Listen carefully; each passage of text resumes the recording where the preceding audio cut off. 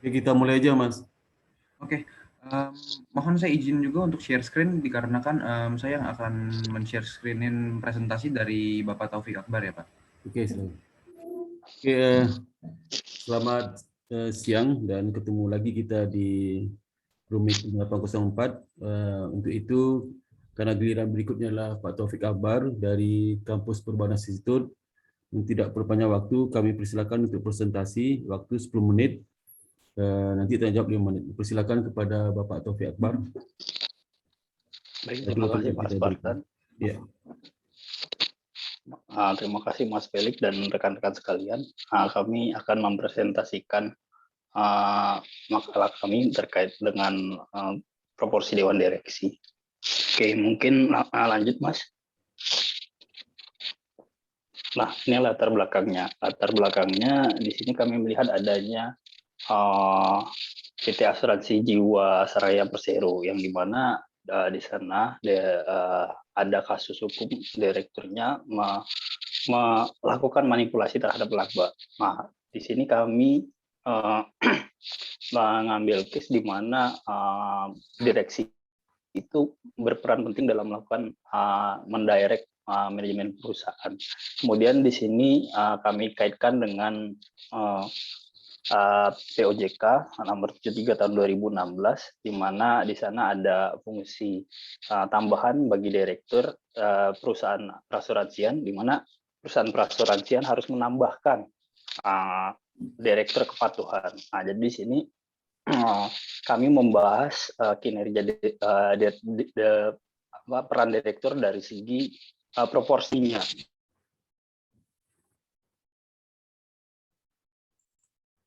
Di mana berdasar POJK Dewan Direksi menjadi lebih besar sehingga pengaturannya terhadap manajemen perusahaan akan lebih baik menurut POJK tersebut.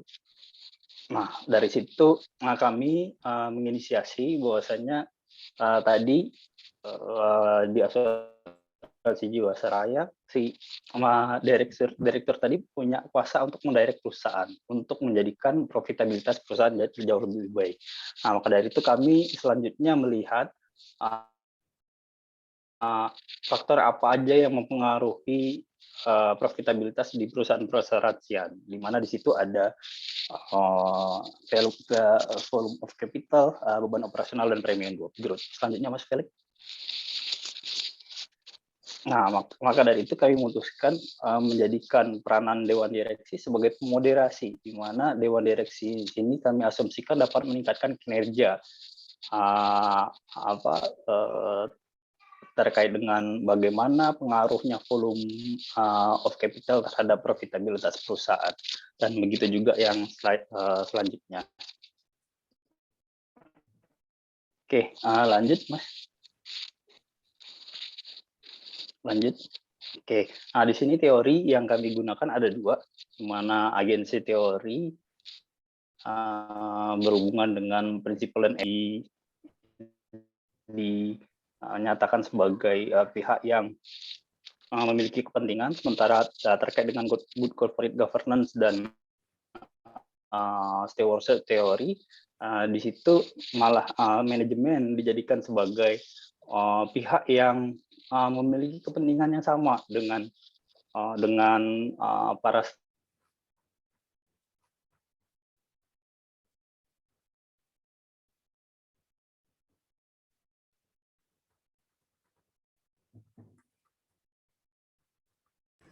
stakeholder-nya. Manajemen berikutnya, Mas Felix, tolong selanjutnya. Oke, nah jadi seperti halnya pertanyaan penelitian, hipotesis kami ada 3, di mana di sini Dewan Direksi memoderasi pengaruh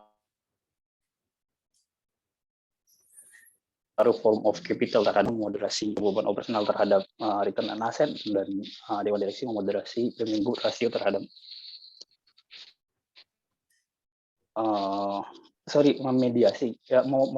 moderasi pengaruh premium growth ratio terhadap return on asset. Lanjutnya, Mas Felix.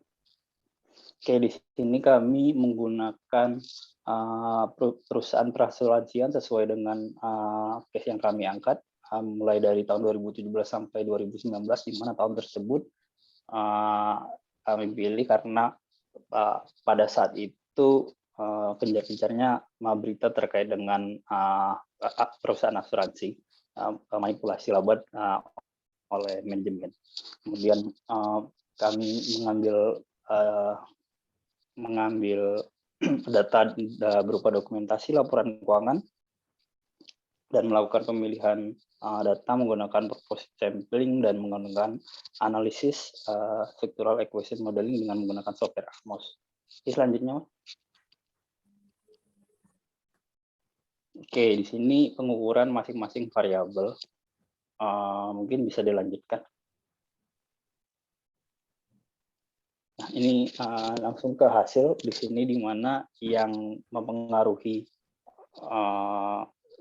variabel dependent yang mempengaruhi ROA adalah volume of capital, beban operasional. Namun premium growth ratio, peningkatan dari premi yang didapatkan perusahaan asuransian tidak berpengaruh terhadap ROA. Kemudian di sini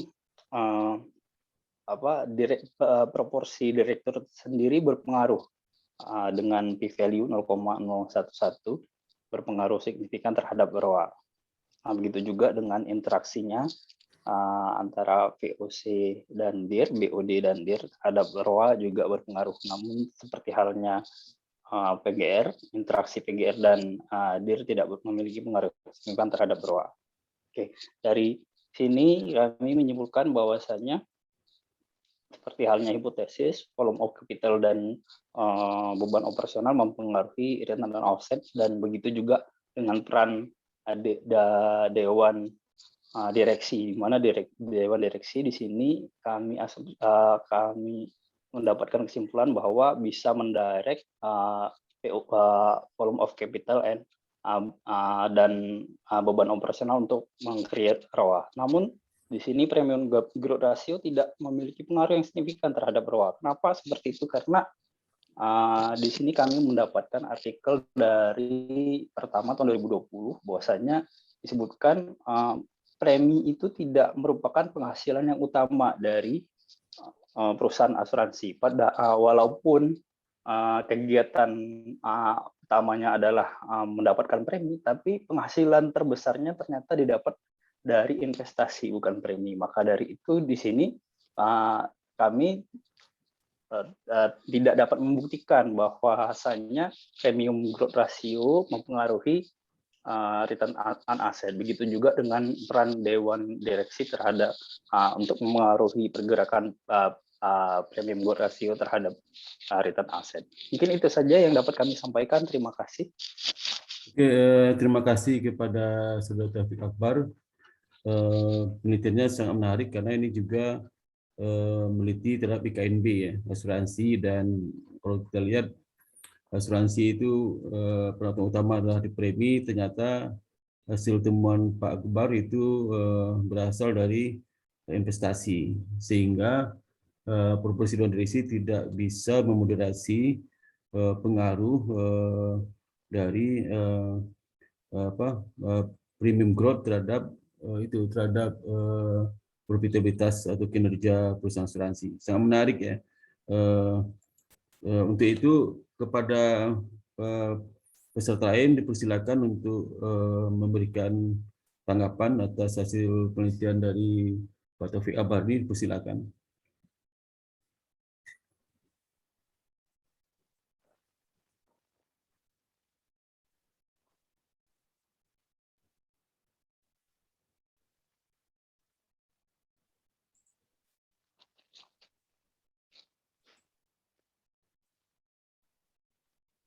Dipersilakan. Halo.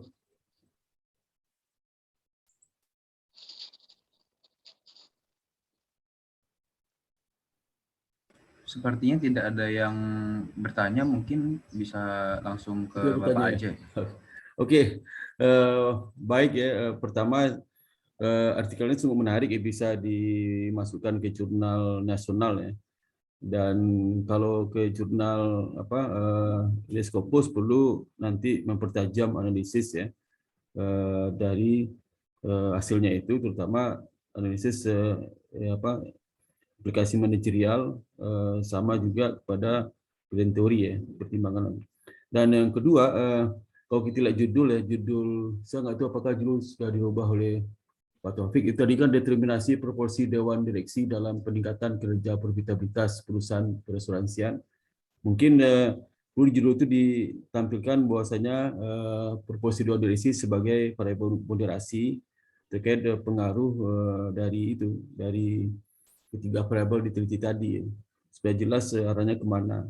Dan yang kedua juga perlu dilihat oleh serang kami ya, itu dalam latar belakang sebaiknya disampaikan analisis gap-nya yang lebih jelas ya di latar belakang. Mungkin di sini belum, mungkin di dalam laporan penelitian sudah ada, saya yakin ya. Mungkin karena ingin meringkas tapi belum jelas analisis gap-nya. Kemudian juga di tujuan penelitiannya agak terlalu panjang ya di sini. Kalau nanti disampaikan ke jurnal akreditasi, mungkin tujuannya singkat aja, mungkin hanya satu linia, nggak usah panjang-panjang ya. Kemudian juga analisis implikasinya belum begitu jelas ya, aplikasi hasil yang mungkin dipertajam lagi aplikasi hasil. Ada sebagian saya lihat sudah mengarah ke situ ya. Kemudian juga yang lain saya rasa tidak ada masalah ya. Dan memang juga dalam penelitian ini tidak hanya SEM bisa lakukan, menggunakan itu juga bisa menggunakan IFIS ya, dengan regresi OLS bisa juga sih sebenarnya. Tapi sebagian besar dari itu mengatakan Amos lebih bagus ya, SEM lebih bagus ya. Saya ini nanti beda prioritasnya aja ya. Oke, itu saja dapat kami sampaikan kepada Taufik. Mudah-mudahan ini bisa masuk ke jurnal akreditasi nasional ya. Dan kalau bisa, kalau internasional mungkin ditambahkan sampelnya juga. Mungkin disampaikan waktu saya kembalikan kepada Mas Felix ya. Dan untuk peserta berikutnya, silakan. Maaf sebelumnya untuk Pak Taufik Akbar boleh on kamera dan karena ingin di screenshot terlebih dahulu sebagai dokumentasi present. Boleh di on mic-nya terus berbicara biar muncul di speaker-nya. Ya.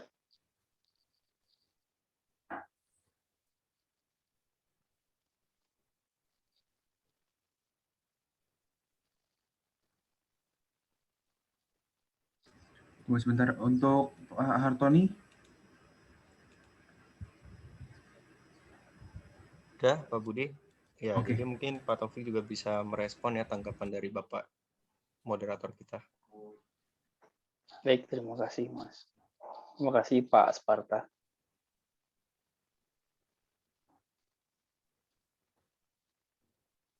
Oke, untuk berikutnya ya mungkin kita tutup sesi yang kedua ini. Berikutnya kita persilakan kepada Saudari Salsa Nabila Izzat Putri dari Universitas Jenderal Ahmad Yani. Kami persilakan.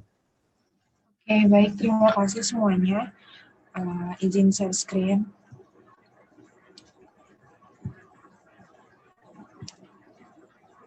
Oke. Bismillahirrahmanirrahim.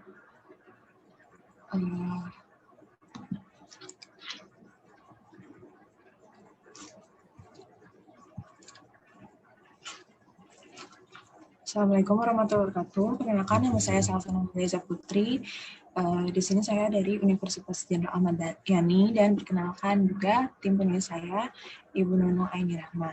Di sini jurnal penelitian saya berjudul Pengaruh Profitabilitas, Leverage, dan Market Value terhadap Neton Saham.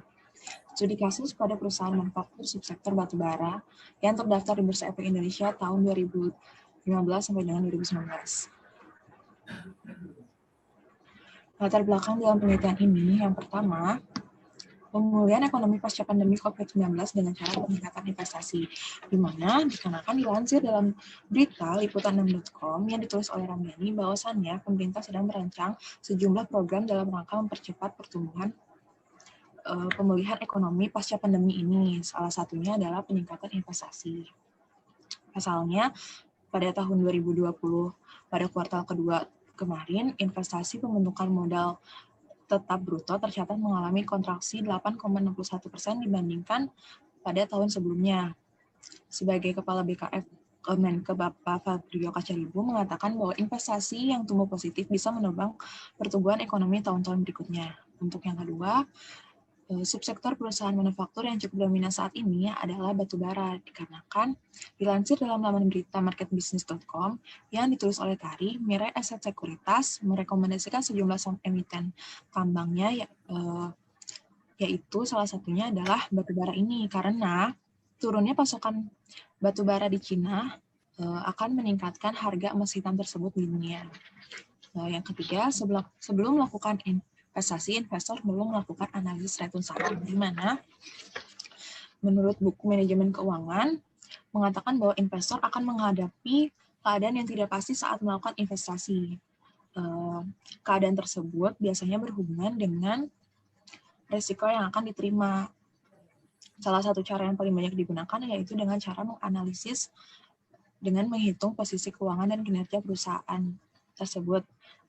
Caranya yaitu dengan menggunakan rasio-rasionya tersebut. Di dalam penelitian ini, peneliti menggunakan 3 rasio, yaitu yang pertama market value, profitabilitas, dan average, di mana untuk market value itu sendiri, yang pertama menggunakan earning per share, karena earning per share dapat menilai seberapa profitable perusahaan dengan cara membandingkan laba bersih dengan jumlah saham beredar. Selain itu, menggunakan price earning ratio, di mana price earning ratio ini dapat mencerminkan perkembangan dalam setiap lembar sahamnya tersebut. Untuk rasio leverage, dalam penelitian ini menggunakan debt to equity ratio. Karena debt to equity ratio dapat menggambarkan proposisi utang perusahaan. Semakin tinggi utang perusahaannya, maka semakin tinggi rasio perusahaan tersebut. Dan untuk rasio profitabilitas, peneliti menggunakan return on asset. Dikarenakan return on asset dapat menggambarkan posisi kinerja perusahaan. Dan yang keempat, hasil analisis earning per share, price earning ratio, dan debt to equity ratio mengalami fluktuatif selama 5 tahun terakhir. Selanjutnya, maksud dan tujuan dari penelitian ini yaitu untuk mendapatkan data empiris dan mencari kebenaran mengenai pengaruh earning per share, price earning ratio, debt to equity ratio, dan return on asset terhadap return saham pada perusahaan manufaktur subsektor batubara pada tahun 2016 hingga 2019. Selanjutnya, metodologi dalam penelitian ini. Dan penelitian ini menggunakan metodologi kuantitatif, dikarenakan datanya berupa angka dan menggunakan pendekatan deskriptif dan asosiatif. Untuk objek penelitian itu sendiri menggunakan earning per share X1 yaitu earning per share, X2 price earning ratio, X3 debt to equity ratio, X4 return on asset, dan Y-nya yaitu return saham. Untuk sumber datanya itu sendiri menggunakan data sekunder berupa laporan keuangan pada perusahaan subsektor batubara yang terdaftar di Bursa Efek Indonesia tahun 2015 hingga 2019. Selanjutnya, pemilihan uji statistik dan penarikan kesimpulan. Pemilihan uji yang pertama itu statistik parametrik, yang kedua uji asumsi klasik, terbagi menjadi 4, yaitu uji normalitas, uji multikolinearitas, uji heterodaisitas, dan uji autokorelasi. Yang ketiga analisis regresi, yang keempat analisis korelasi, dan yang terakhir penarikan kesimpulan menggunakan uji signifikansi secara parsial atau uji T, yang kedua uji signifikansi secara simultan atau uji F. Hasil dan pembahasannya dapat dilihat di sini merupakan data hasil dari earning per share, price earning ratio, debt to equity ratio, return on asset, dan return saham. Di mana dapat dilihat di sini hasilnya angkanya tersebut mengalami fluktuatif. Untuk earning per share itu sendiri mengalami fluktuatif disebabkan oleh laba yang naik dan turun setiap tahunnya. Begitupun price earning ratio dipengaruhi oleh hal tersebut. Untuk debt to equity ratio itu sendiri, penyebab terjadinya fluktuatif dikarenakan adanya lonjakan utang perusahaan dan total ekuitas perusahaan tersebut. Sedangkan untuk return on asset itu sendiri dikarenakan ada kenaikan atau penurunan aset pada perusahaan tersebut. Sedangkan untuk return saham, bahkan terjadinya terjadinya angka yang minus dikarenakan harga saham yang mengalami naik turun pada 5 tahun terakhir tersebut. Selanjutnya, hasil analisis regresi linear berganda. Dapat dilihat di sini hasil persamaannya yaitu min 0,043 plus 0,001x1 plus 0,049x2 min 0,413x3 min 0,415x4 plus E. Untuk hasil analisis korelasi di sini dapat dilihat di sini untuk hasil positif artinya terjadinya hubungan searah pada kedua variabel ini. Untuk hasilnya negatif bahwa tidak adanya hubungan searah pada kedua variabel ini. Yang selanjutnya hasil uji T atau uji secara parsial. Dapat dilihat di sini angka dari hasil T hitung kurang dari T tabel, artinya HO diterima dan HA ditolak. Untuk rasio yang hasil rasio yang pertama yaitu earning per share, artinya earning per share tidak memiliki pengaruh signifikan terhadap return saham. Selanjutnya, untuk variabel kedua, hasil T hitung lebih dari T tabel, maka artinya HO ditolak dan HA diterima. Artinya bahwa price earning ratio memiliki pengaruh signifikan terhadap return saham pada tingkat signifikansi 10%. Selanjutnya, untuk variabel debt to equity ratio, dapat dilihat bahwa T hitung kurang dari T tabel, maka artinya HO diterima dan HA ditolak. Artinya bahwa debt to equity ratio tidak memiliki pengaruh signifikan terhadap return saham. Untuk yang terakhir, T hitung di sini kurang dari T tabel, maka artinya HO diterima dan HA ditolak, yang dimana bahwa return on asset tidak memiliki pengaruh signifikan terhadap return saham.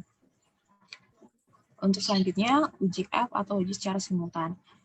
Dapat dilihat di sini F hitung kurang dari T tabel, maka artinya bahwa HO diterima dan HA ditolak, artinya secara bersama-sama variabel earning per share, price earning ratio, debt to equity ratio, return on asset tidak memiliki pengaruh secara bersama-sama terhadap return saham.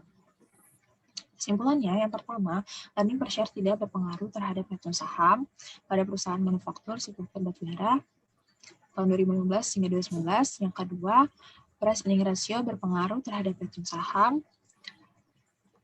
Yang ketiga, debt to equity ratio tidak berpengaruh terhadap return saham. Yang keempat, return on asset tidak berpengaruh terhadap return saham. Dan yang terakhir, earning per share, price earning ratio, debt to equity ratio, dan return on asset secara simultan tidak berpengaruh terhadap return saham pada perusahaan manufaktur subsektor batubara tahun 2015 hingga 2019. Yang terakhir, keterbatasan dan saran. Dalam penelitian ini tentunya penulis memiliki banyak keterbatasan dikarenakan menggunakan data sekunder memungkinkan terjadinya informasi yang didapat kurang mencerminkan kondisi yang sebenarnya mengenai pelaksanaan transparansi perusahaan dan pengungkapan laporan keuangan.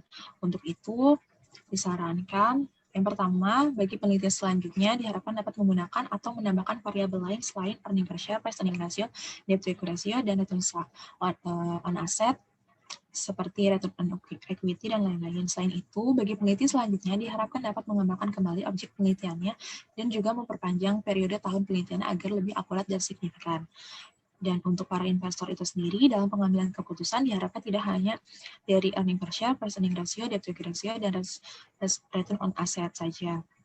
Perlu diperhatikan juga faktor-faktor lain yang mempengaruhi return saham lainnya. Untuk perusahaan itu sendiri diharapkan memperhatikan kembali kemampuan perusahaan dalam meningkatkan harga saham dapat meningkatkan laba dan menambah modal kerja maupun investasi. Sekian, terima kasih. Terima kasih Saudari Salsa atas presentasinya, dan juga selamat ya karena presentasi sudah cukup baik ya, dan juga hasilnya tadi cuma satu ya signifikannya, itu Ya. perolehan rasio, sedangkan lain tidak signifikan ya. Oke, sebelum saya tanggapi nanti saya persilakan dulu peserta lain untuk menanggapi. Kalau ada, silakan.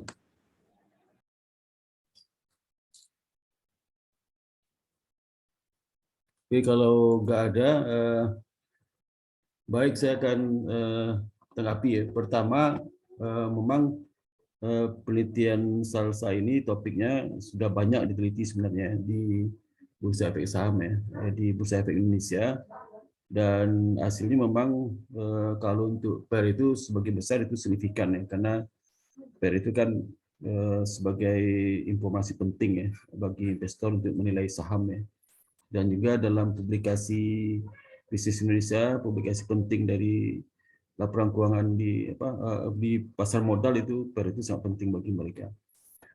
Tetapi kalau terkait dengan earning per share, EPS ya, sebenarnya EPS itu juga informasi penting juga bagi pemegang saham ya, untuk menentukan nilai perusahaan. Seperti kita ketahui, EPS itu kan merupakan kewajiban di standar akuntansi dari laporan keuangan ya. Itu kan merupakan wajib hukumnya menampilkan EPS di net income. Ternyata hasilnya tidak signifikan untuk return saham. Itu kenapa itu, Mbak Salsa? Bisa dijelaskan? Untuk yang EPS yang tidak signifikan itu tersebut dikarenakan kalau dari beritanya atau dari secara datanya itu kan labanya itu mengalami penurunan gitu Pak, selama 5 tahun itu tuh ada naik turunnya, jadi si earning per share-nya itu tuh jadi sedikit juga, karena rumus dari earning per share itu sendiri kan laba bersih dibagi dengan jumlah saham beredar. Nah, jadi kenapa earning per share tidak jadi menurun itu karena seperti itu Pak. Kalau kita lihat kan earning per share ya, earning per share. Jadi ada pembaginya lembar saham ya. Itu kalau kita lihat kan nggak ada hubungan dengan harga saham ya, EPS itu. EPS itu hubungannya jumlah lembar saham gitu ya. Kalau sahamnya naik turun nggak ada hubungan. Yang kedua juga kalau laba rugi naik turun ya, itu juga kan harga saham juga naik turun ya, turun. Nah, apakah bisa diartikan itu bahwasanya standar pelaporan di PSAK itu mewajibkan EPS itu tidak berguna bagi investor? Bisa dijelaskan? Apakah artinya seperti itu? EPS itu tidak berguna informasi bagi investor pasar modal. Kalau demikian hasil penelitiannya. Jadi bukan seperti, maksudnya apa ya Pak? Jadi si earning per share ini tuh berguna untuk investor itu sendiri berhubungan dengan return saham, karena dalam jurnal yang didukung juga bahwa katanya tuh, bukan katanya, maksudnya menurut jurnal tersebut kemampuan perusahaan, artinya kan kalau misalnya si perusahaan bisa mengelola keuangan perusahaannya dengan baik, mengelola aset yang dimiliki dengan efektif, bakal menghasilkan laba bersih yang besar. Jadi kemungkinan bakal jumlah saham beredar pun itu besar gitu Pak. Jadi kalau misalnya yang laba bersih itu menurun, artinya perusahaannya itu kurang mengelola dengan baik gitu. Ya sehingga jadi kayak labanya kan kecil, terus jadi saham beredarnya itu kecil gitu Pak. Nggak ada hubungannya. Laba dan saham beredar nggak ada hubungannya. Masa laba kecil saham beredar juga kecil? Nggak ada hubungannya kan? Jadi maksud saya itu, apakah arti EPS itu tidak berguna informasi tidak relevan informasi bagi investor pasar modal, karena hasilnya kan tidak signifikan ya, nggak signifikan EPS. Padahal hasil seperti lain banyak signifikan kan EPS. Itu saya sampaikan. Jadi maksudnya itu, jadi perlu diperbaiki nanti analisis hasil ya, logika teori sama fakta di lapangan seperti apa kan, terus dikaitkan dengan standar pelaporan di PSAK juga ya, bisa nggak kan, ini jurusan akuntansi kan. Kalau enggak nanti kesannya seperti anak manajemen jurusan manajemen keuangan ya, enggak ada hubungan akuntansi. Jadi ada hubungan akuntansi lah, dikaitkan akuntansi juga relevan informasi ya. Saya dapat sampaikan Terima kasih Mbak Salsa atas informasinya. Ini bisa diterbitkan di jurnal nasional ya. Tinggal dipilih aja nanti nasional. Kan banyak sekali jurnal-jurnal nasional yang akreditasi sama akreditasi. Tapi perlu diperbaiki nanti teori sama implikasi manajerial belum ada ya. Kemudian juga nanti dipertajam lagi analisisnya. Terima kasih banyak kepada Salsa. Oh ya, terima kasih juga Ya. Pak. Ya. Oke, berikutnya mungkin kalau tidak ada pertanyaan, mungkin yang berikutnya kita persilakan untuk presentasi yang keempat Saudari Feni Marietsa dari Universitas Bengkulu ya. Persilakan. Waktu 10 menit. Jawab 5 menit. Persilakan.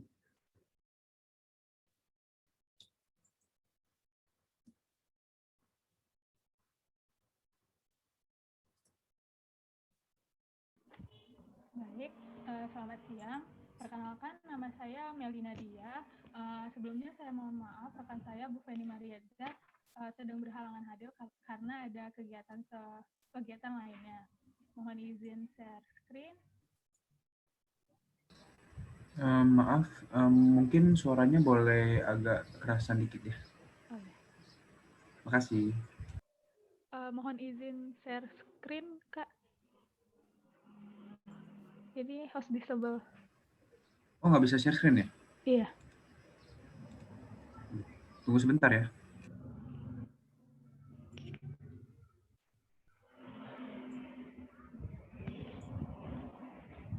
Harusnya sih semuanya sudah diberikan izin buat share screen. Tapi di sini tulis keterangannya host disable participant screen share. Coba mungkin saya tanyakan dulu sebentar ya. Oh, ya.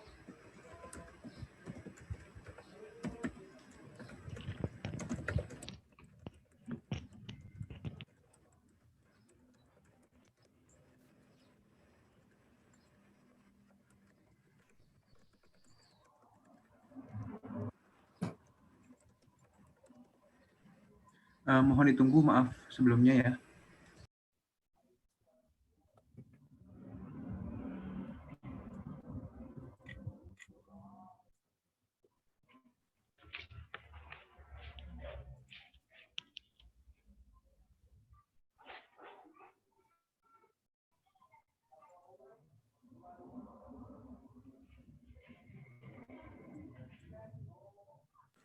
Kak, bagaimana kalau misalnya saya bantu untuk share screen-nya? Boleh?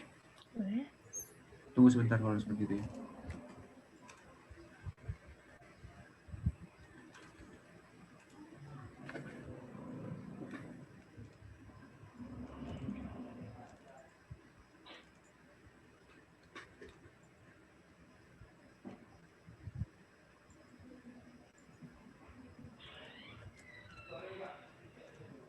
Oke, saya minta izin untuk share screen ya, Pak.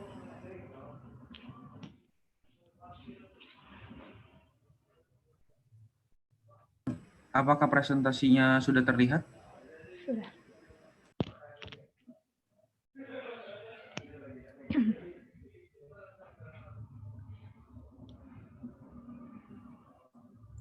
Baiklah, saya akan mempresentasikan artikel yang berjudul Pengaruh Green Innovation dan CSR terhadap pengembangan berkelanjutan yang dimediasi oleh Green Performance. Next. Adapun latar belakang dari penelitian ini adalah fenomena kerusakan lingkungan. Gangguan lingkungan terjadi disebabkan oleh kegiatan perekonomian yang menggunakan sumber daya alam dan energi sebagai modal utama dalam proses pembangunan ekonomi. Selanjutnya berdasarkan Elkington tahun 1998, perusahaan yang baik ialah perusahaan yang tidak hanya berfokus pada ekonomi saja, tetapi juga berfokus pada sosial dan lingkungan. Pendapat Elkington ini berkaitan dengan teori legitimasi, di mana dengan memperhatikan dampak sosial dan lingkungan yang ditimbulkan dapat mempengaruhi perusahaan secara jangka panjang. Hal ini dikarenakan perusahaan dianggap telah menjalankan operasinya sesuai dengan norma masyarakat yang berlaku, sehingga perusahaan menjadi semakin legitimate serta kinerjanya semakin diterima di masyarakat. Next, Kak.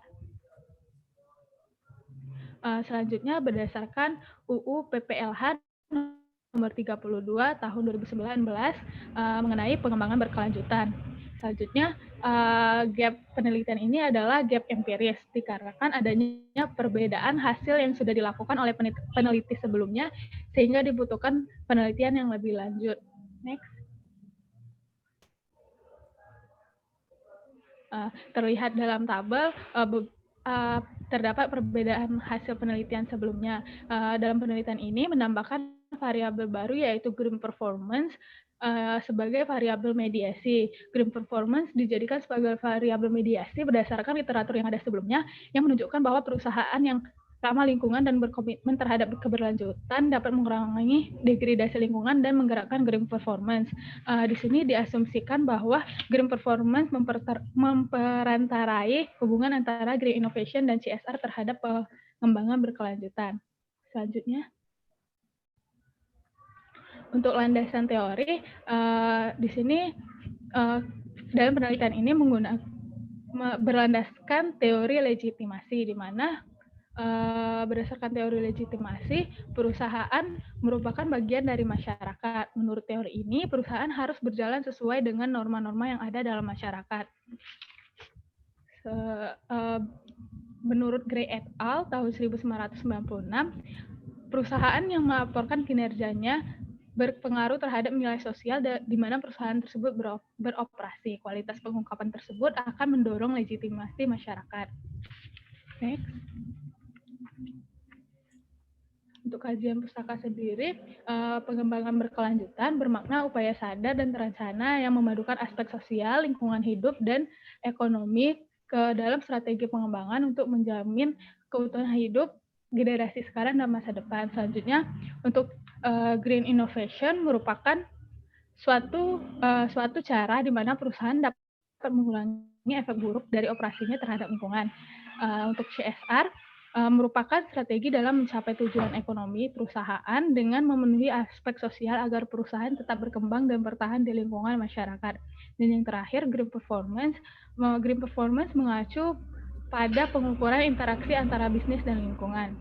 Next.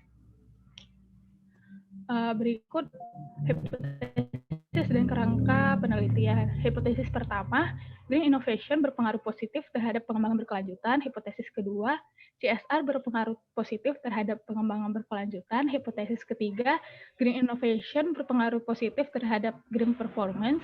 Hipotesis keempat, CSR berpengaruh positif terhadap green performance. Hipotesis kelima, green performance berpengaruh positif terhadap pengembangan berkelanjutan. Hipotesis keenam, green performance memediasi pengaruh green innovation dan CSR terhadap pengembangan berkelanjutan. Next. Next lagi, Kak. Selanjutnya, metode penelitian. Untuk indikator pengukuran variabel, untuk variabel dependen pengembangan berkelanjutan menggunakan 17 tujuan pengembangan berkelanjutan, dihitung dengan indeks pengembangan berkelanjutan sama dengan jumlah item yang diungkapkan per item pengungkapan.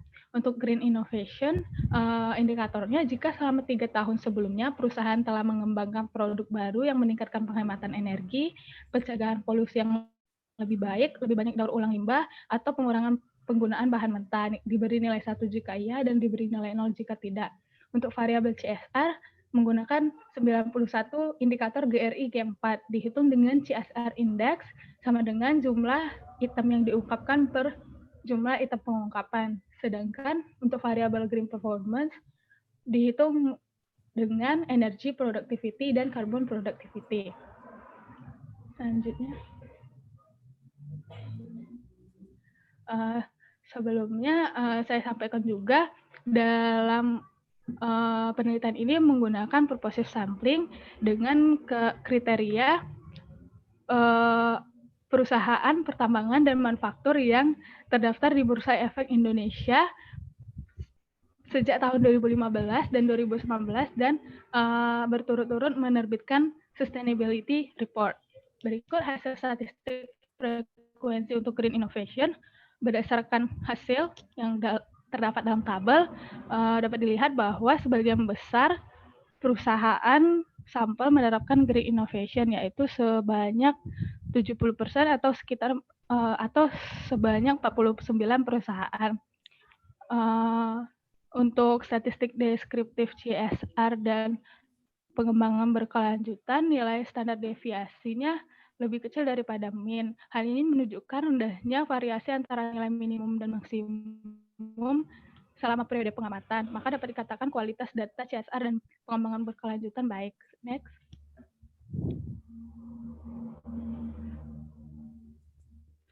Berikut untuk hasil uji T. Next. Dan hasil uji variabel mediasi. Next. Berdasarkan hasil uji statistik sebelumnya untuk konfirmasi positif, konfirmasi hipotesis pertama dan 5 diterima dan hipotesis kedua, 3, 4 dan 6 ditolak. Selanjutnya kesimpulan dari hasil penelitian ini, yang pertama, green innovation berpengaruh positif terhadap pengembangan berkelanjutan. Artinya perusahaan yang menerapkan green innovation telah berkontribusi terhadap pencapaian berkelanjutan. Hasil penelitian ini mendukung teori legitimasi, di mana dalam teori legitimasi berfokus antara perusahaan dengan masyarakat yang didasarkan pada pandangan bahwa perusahaan berusaha untuk menciptakan kesesuaian antara nilai-nilai sosial yang melekat dalam kegiatannya dengan norma perilaku yang ada dalam sosial masyarakat. Dengan melakukan green innovation, perusahaan telah mengurangi efek buruk dari operasi perusahaan dalam rangka menjaga kelestarian lingkungan. Untuk kesimpulan yang kedua, CSR tidak berpengaruh terhadap pengembangan berkelanjutan. Artinya, penerapan CSR pada perusahaan tidak berkontribusi terhadap pengembangan berkelanjutan. Dalam penelitian ini, pengungkapan CSR tergolong rendah. Rendahnya pengungkapan CSR dalam sustainability report masih rendah dikarenakan sustainability report di Indonesia masih bersifat voluntary. Informasi mengenai CSR yang disajikan perusahaan tidak dapat dilihat hubungannya dengan pengembangan berkelanjutan. Next. Untuk kesimpulan ketiga dan keempat, green innovation dan CSR tidak berpengaruh terhadap green performance. Selanjutnya, green performance berpengaruh positif terhadap pengembangan berkelanjutan. Dengan demikian, hal ini membuktikan bahwa semakin baik green performance suatu perusahaan, maka pencapaian pengembangan berkelanjutan semakin tinggi. Pengungkapan konsumsi energi dan karbon, penggunaan karbon dalam rangka penerapan green performance yang berpengaruh terhadap pengembangan berkelanjutan menunjukkan bahwa pihak manajemen sudah mampu meningkatkan legitimasi dengan memberikan informasi yang lebih luas dalam sustainability report. Untuk kesimpulan ke-6, green performance tidak mampu menjadi variabel mediasi untuk hubungan green innovation dan CSR terhadap pengembangan berkelanjutan, yang artinya pengaruh langsung dari green innovation dan CSR terhadap pengembangan berkelanjutan lebih besar daripada pengaruh tidak langsung yang dimediasi oleh green performance. Sekian dari saya. Terima kasih. Oke, terima kasih kepada Saudari Meli Nadia ya, yang sudah mempresentasikan makalahnya cukup baik makalahnya, dan juga ini makalah ini juga sangat topik-topik yang sangat populer pada saat sekarang ya. Jadi kalau nanti dimasukkan ke jurnal akuntansi ya, Sinta 2, 3, 4 mungkin seolah bisa keterima ya. Dan juga saya sudah baca juga papernya ini, alasan kenapa green performance itu tidak bisa menjadi mediator ya. Para mediator melihat hubungan green innovation sama satu lagi satu lagi lah green CSR ya. Karena pertama alasan CSR masih belum banyak perusahaan yang menyajikan ya, dan juga seperti juga green performance itu juga belum begitu banyak ya. Sehingga sebenarnya kalau kita lihat ya, kalau belum banyak data disajikan di pasar modal, sebenarnya pastilah kita nggak bisa lihat hubungannya dengan pasti ya. Jadi mungkin pada saat sekarang yang perlu dijawab pertanyaannya kenapa CSR sama green performance itu tidak begitu banyak perusahaan menerapkan di pasar modal. Bisakah Bu Meli Nadia menjawabnya itu? Silakan. Baik, terima kasih. Kenapa CSR dan Green Performance itu belum banyak diungkapkan dalam laporan ya Pak? Ya. Karena di sini dalam proposal sampling saya menggunakan perusahaan yang menerbitkan sustainability report, sedangkan di Indonesia masih sangat sedikit yang perusahaan yang menerbitkan sustainability report tersebut karena masih bersifat voluntary. Kenapa kami menggunakan sustainability report? Karena berkaitan dengan variabel dependen, yaitu pengembangan berkelanjutan. Gitu, Pak. Terus kalau Green Performance gimana? Dapat informasi dari mana? Green Performance? Di sustainability report juga, Pak. Report Terdapat. Juga. Berarti sampelnya kan sampel perusahaan-perusahaan yang sudah menyampaikan sustainable report kan? Iya, pertambangan dan manufaktur. Jadi semua sampel yang sebagai penelitian adalah perusahaan sudah menyampaikan sustainable report ya. Iya. Sustainable report. Kalau gitu kan tidak ada sampel tidak menyampaikan sustainable report ya. Nah, kalau gitu kenapa nggak signifikan? Kan sudah menyampaikan sustainable report. Berarti alasannya karena banyak perusahaan tidak menyampaikan sustainable report tidak benar ya. Karena sampelnya kan sudah menyampaikan sustainable report. Gimana itu? Pengungkapannya dalam sustainability report itu masih kurang lengkap, Pak. Oh, tidak kenapa sesuai dengan ketentuan berlaku itu maksudnya. Ya. Jadi skornya itu jadi kecil ya? Iya betul Pak. Jadi skor kecil itu menyebabkan dia tidak ada pengaruh gitu ya? Gitu ya? Iya Pak. Jadi tidak signifikan. Iya. Ini perlu dicek lagi ya. Karena kalau kita lihat kalau dia sudah menyajikan CSR di dalam laporan keuangan, pasti CSR itu ada hubungan dengan green performance ya, ada hubungan green performance dan juga green performance itu ada hubungan dengan pengembangan berkelanjutan. Jadi sebenarnya dia bisa jadi variabel mediasi, tapi saya mau tanya ke saudara, secara teori apa alasan green performance sebagai variabel mediasi? Secara teori. Apa Pak? Secara teori, apa alasan saudari Meli Nadia menempatkan variabel green performance sebagai variabel mediasi? Karena green performance di sini bisa dijadikan sebagai variabel independen dan dependen, sehingga dapat memperantarai hubungan antara green innovation dan CSR terhadap pengembangan berkelanjutan. Sebenarnya bukan gitu maksudnya. Maksudnya secara teori ya, kalau sebagai dependen ya iyalah kan kalau variabel mediasi kan dia bisa sebagai variabel dependen sebagai independen. Tapi kenapa secara teori dia sebagai variabel mediasi? Itu perlu saya tanyakan.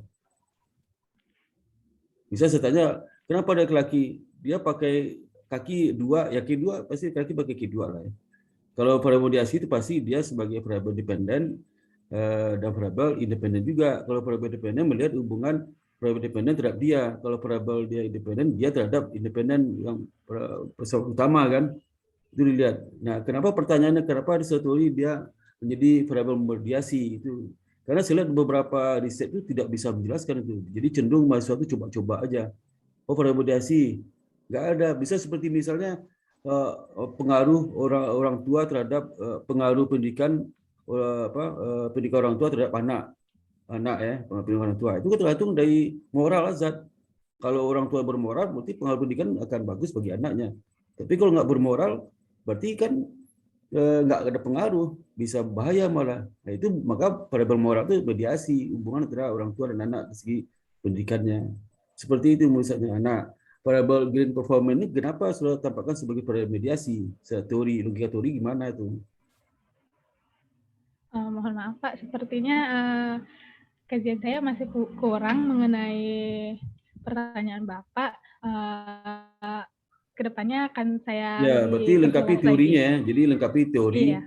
Ketika lengkapi logika teori, referensi teori yang menyatakan kenapa green performance sebagai variabel mediasi. Itu kalau bisa dicarikan teorinya ya, ditambahkan lagi itu bagus nih untuk untuk ke jurnal ya, sehingga nanti waktu analisis hasil lebih tajam ya. Tidak hanya sekedar wah dia sebagai variabel dependen tidak signifikan, sebagai variabel tidak signifikan, itu maksudnya ya. Itu kan hanya angka-angka statistik saja ya. Oke, itu dari saya, mudah-mudahan tapi sudah bagus sebagai mahasiswa S1 sudah bikin sudah bagus ya. Cuma banyak mungkin keterbatasan masalah ilmu ya, basic ilmu ya, tapi sudah bagus ya. Oke, ada peserta lain yang ingin menanggapi, silakan.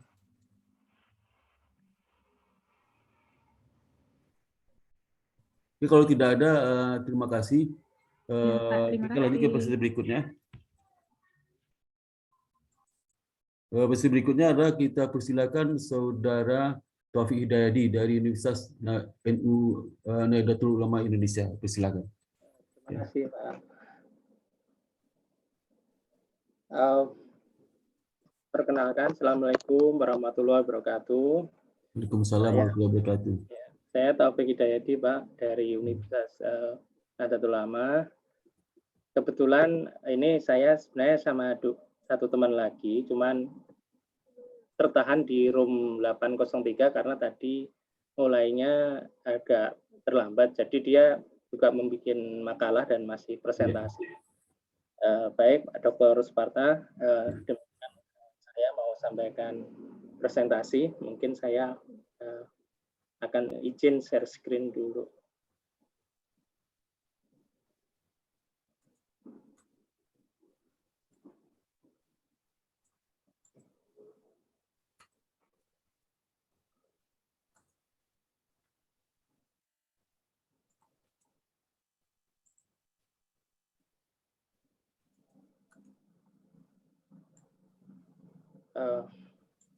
Sebelumnya saya mohon maaf karena pasti banyak kekurangan atas paparan saya ini. Kemarin juga sudah diingatkan banyak sekali oleh reviewer.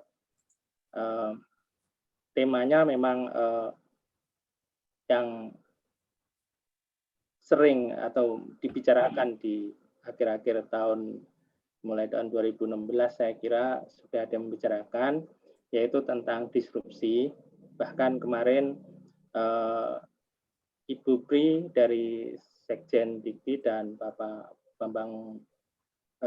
Bambang Brojonegoro juga sedikit menyentil terkait hal ini. Cuman karena ini saya juga peneliti pemula, Pak, belum terlalu terbiasa dengan penelitian, maka tujuan saya adalah untuk menerima kritikan dan menerima pembaruan, karena kami berencana melanjutkan untuk penelitian ini untuk teman-teman kami di kampus. Jadi mungkin nanti kami akan banyak sekali mendapatkan perbaikan-perbaikan dari Pak Suparta dan rekan-rekan di sini. Baik, di sini adalah dampak menguatnya disrupsi teknologi terhadap eksistensi profesi akuntan, sebuah review literatur oleh Taufik Hidayadi dan Ruli Bestari.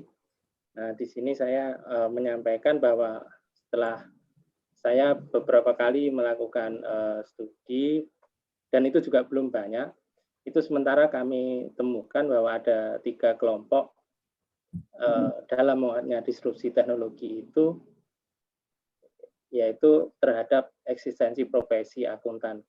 Pertama, yaitu terus adanya penyempurnaan teknologi software akuntansi yang mulai menggunakan AI, big data, dan yang lain-lain, mungkin sifatnya seperti robotik dan lain-lain.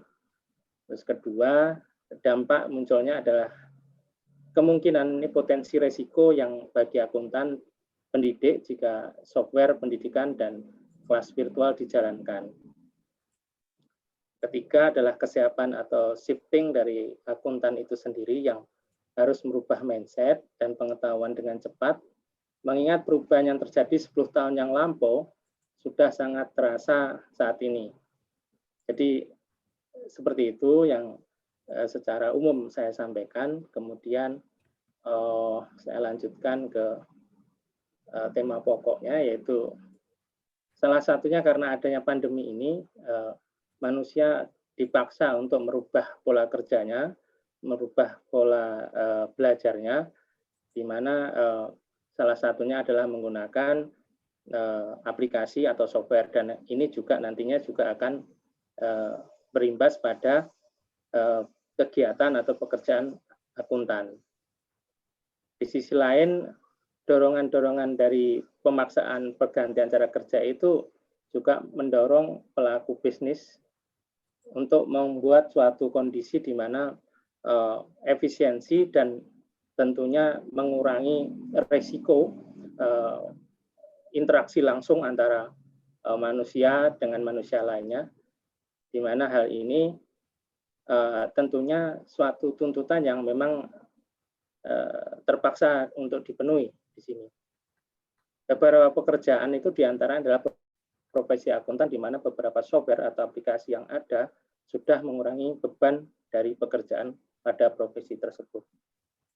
Kemudian para pakar juga menyebut bahwa adanya shifting dari pekerjaan tersebut dilakukan oleh manusia menjadi oleh sistem yang disebut dengan disruption.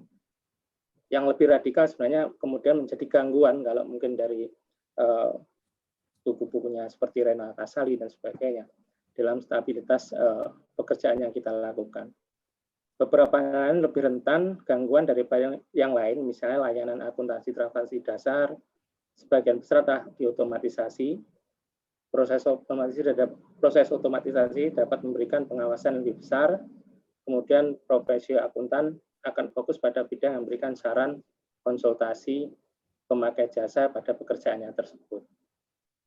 Jadi mereka kemungkinan akan lebih terkurangi pekerjaan-pekerjaan yang sifatnya rutin dan manual, yang kemudian lebih pada pekerjaan-pekerjaan yang sifatnya mungkin analisis dan untuk membuat opini. Dan saya lanjutkan. Nah ini Pak, mungkin yang nanti mungkin saya juga perlu mendapat kritikan adalah metode penelitian ini. Saya saat ini masih menggunakan, saya harapkan ini cukup, tapi saya pastinya kurang ini ya, mungkin literatur review ini. Jadi maunya waktu itu kami mau menggunakan mix method, tapi karena waktunya juga sudah mungkin tidak mengejar untuk presentasi dan membuat proceeding, jadi kami memilih sementara ini menggunakan literatur review ya, untuk menjelaskan ya teori yang dilanjutkan yang menjelaskan teori dan yang dilanjutkan dengan mencari data dan penelitian yang terdahulu. Jadi studi literatur ini memang kami pilih untuk yang tepat saat ini untuk mengejar proceeding ini, sehingga ini pasti kalau mau dilanjutkan kan pasti harus menambah berbagai metode yang lain-lain. Terus kemudian skema dalam penelitian adalah dengan menentukan topik penelitian, kemudian mengumpulkan informasi, menentukan rumusan masalah, kemudian mengeksplorasi dan data.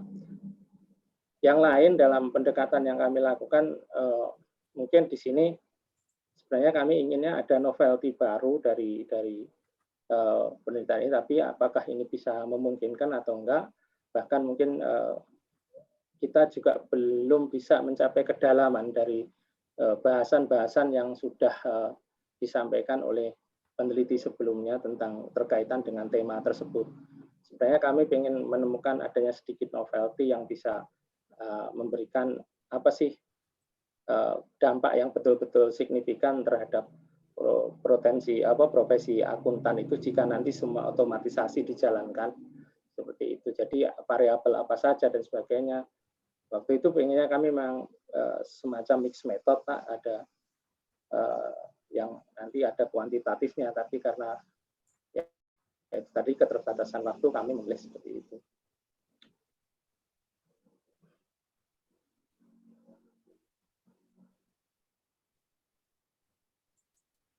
Kemudian saya melewati ini ke, oh ya tadi saya sampaikan mungkin kalau pendekatannya saya dengan teman-teman berpikir bahwa paradigma yang digunakan itu konstruktivisme. Jadi karena ini penelitiannya awalnya itu kualitatif seperti ini, maka kami akan melihat bahwa apa yang dihasilkan itu bukan suatu kebenaran tunggal, jadi mungkin masih akan bisa bandingkan, dikomparasi sehingga bisa melakukan apa ya,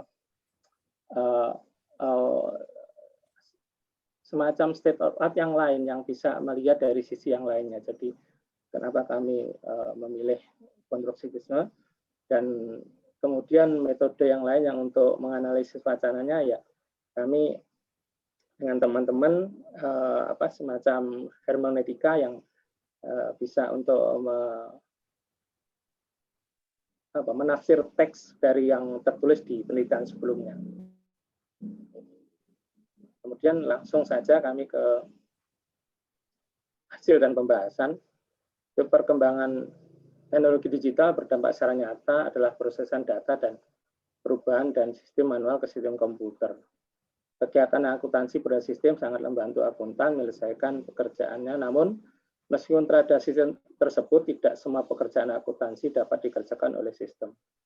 Masih banyak pekerjaan yang membutuhkan tenaga manusia dan akuntan. Ini beberapa kegiatan akuntan yang digantikan oleh sistem lain. 1. Penjurnalan, semula dilakukan dengan menulis secara manual, namun kini telah mendapat sistem yang menggantikan. 2.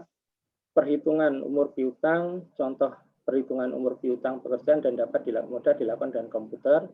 3. Perhitungan persediaan dengan adanya sistem pencatatan persediaan, metode FIFO-LIFO, terus kemudian pembuatan laporan keuangan dengan adanya sistem komputerisasi, dan tidak sekompleks dibandingkan dengan cara manual, contohnya pada aplikasi Mayop. Terus kemudian kesimpulan, implikasi, dan keterbatasan penelitian. Senyampang sependek yang kami tangkap dari beberapa literatur yang terkait tersebut dengan tema tersebut, ada 3 kelompok yang membuat dampak yang bisa mempunyai potensi dampak pada profesi akuntan. Yang pertama, penyempurnaan teknologi itu sendiri, software akuntansi yang mulai menggunakan artificial intelligence serta big data dianggap sebagai ancaman yang cukup signifikan. Kedua, dampak yang muncul adalah adanya risiko bagi akuntan pendidik jika software pendidikan dan kelas virtual menjadi dilaksanakan. Yang ketiga adalah kesiapan shifting atau berpindah model pola pekerjaan dari akuntan itu sendiri yang harus merubah mindset dan pengetahuan dengan cepat, mengingat perubahan yang terjadi di 10 tahun yang lampau itu berbeda dengan yang akan datang, yang perubahannya sekarang 10 tahunnya itu lebih terasa lebih cepat perubahannya. Kemudian masih ada kegiatan profesi akuntan yang tidak dapat saat ini digantikan oleh aplikasi atau sistem, yaitu kegiatan yang meliputi analisis bukti transaksi. Kedua, pengambilan kebijakan untuk keputusan-keputusan yang penting. Ketiga, fungsi manajerial, EO. Plan organizing, auditing, controlling. Keempat adalah penaksiran nilai aset tetap yang bahkan harus dilakukan. Ini sudah habis Pak Taufik ya. Mohon maaf ini tapi sebenarnya kita sudah mengerti apa yang Bapak sampaikan. Ya. Jadi ini walaupun ini hanya setengah teori tapi cukup menarik ini Pak. Jadi perlu jadi perhatian kita bersama sebagai akuntan pendidik, juga akuntan praktisi ya, sebagai auditor dan sebagainya. Sangat menarik ini. Ini bisa sebagai pemicu untuk penelitian, untuk melakukan penelitian yang bersifat lebih kualitatif dan kualitatif ya. Jadi cukup bagus Pak. Tapi ada beberapa yang perlu kami sampaikan juga. Yang pertama, karena ini kajian teori ya. Kajian teori itu kan ada 2 ya Pak. Itu pertama mengkaji teori dari konseptual, itu dari arti software akuntansi apa saja dan seperti apa cara kerja software akuntansi, apa saja mata kuliah yang bisa apa saja yang bisa software itu bisa mengolah data sehingga ada beberapa kerjaan teknis akuntan itu tidak usah lakukan lagi. Dan juga seperti misalnya big data. Big data itu bagaimana perannya dalam menyusun laporan keuangan seperti apa teknis. Itu mungkin perlu dikaji juga di desain teori. Memang Pak sudah sampaikan juga, tapi ada beberapa saya tidak melihat referensinya Pak. Referensi di desain teori itu agak kurang, referensi buku-buku atau jurnal sebelumnya. Dan yang kedua itu dalam referensi teori itu harus tambahkan juga referensi terkait dengan penelitian sebelumnya. Apakah baru ada 6 Pak ya? itu juga perlu diperkaya lagi. Kalau bisa jurnal lebih, kalau di Indonesia mungkin Sinta 1-2 dilihat. Kemudian kalau di luar negeri tidak juga setiap bisa kawasan ASEAN bagaimana hasil riset terkait dengan disrupsi teknologi digital teknologi ini Pak terhadap profesi akuntan. Mungkin Bapak bisa perlu lihat lagi jurnal yang sudah meneliti di kawasan ASEAN gitu. Sehingga hasil cukup bisa kita yakini. Tapi secara keseluruhan hasilnya memang itu yang kita hadapi selama ini, bahwasanya memang itu terjadi. Jadi yang perlu adalah mungkin perbaikan kurikulum Pak ya. Kemudian juga akuntan pendidik perlu meningkatkan kompetensinya di bidang aplikasi software, terutama big data. Kemudian juga akuntan publik juga untuk meningkatkan kompetensi di bidang software aplikasi dan aplikasi audit ya.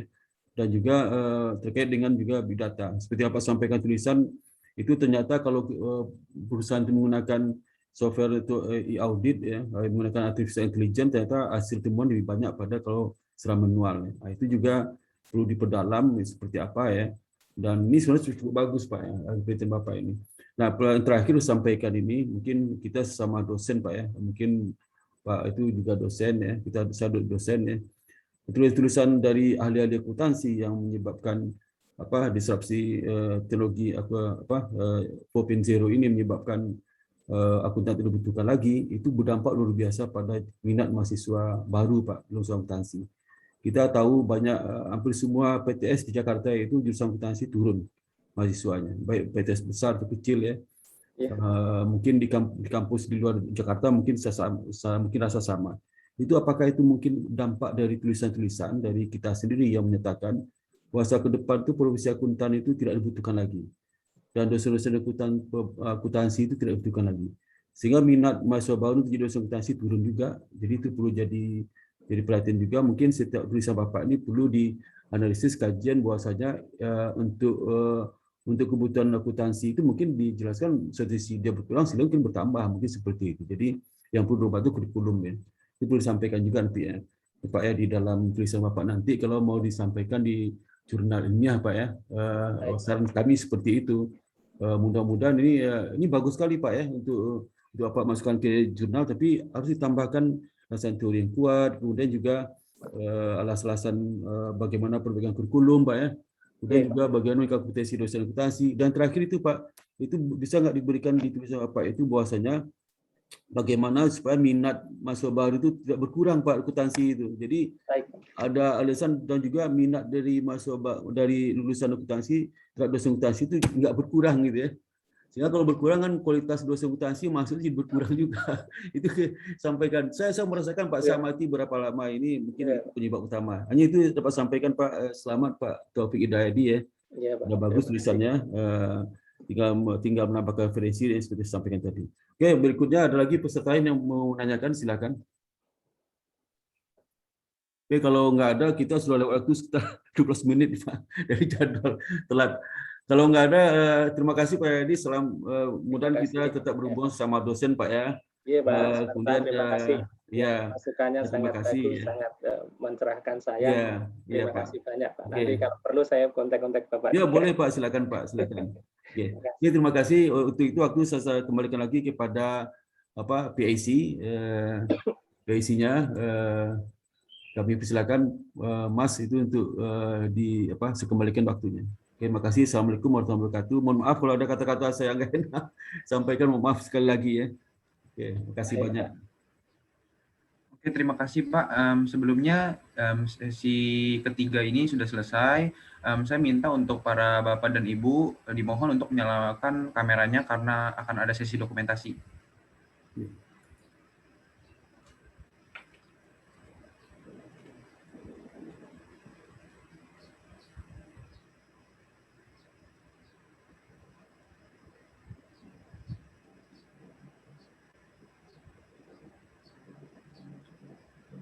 Untuk beberapa peserta atau presenter yang lain yang belum menyalakan kamera, dimohon untuk segera menyalakan kameranya ya. Terima kasih.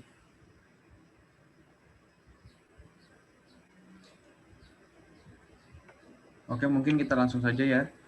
Saya hitung sampai 3. 1, 2, 3. Oke, terima kasih. Terima kasih juga Bapak Sparta sudah menjadi moderator pada sesi 3 kali ini. Terima kasih juga kepada para presenter serta peserta yang telah bergabung kepada room breakout 804 pada hari ini.